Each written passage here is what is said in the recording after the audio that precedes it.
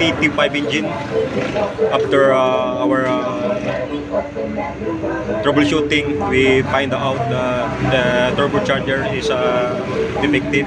Kaya pinuload ko yung turbocharger at saka yung kanyang turbo actuator motor ay nasira din.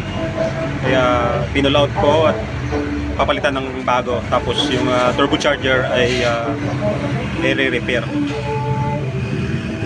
Dahil previous job is ni-repair yung injector nito. So naging okay na yung injector.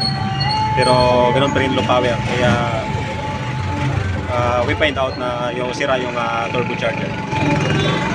Yan lang mga boss.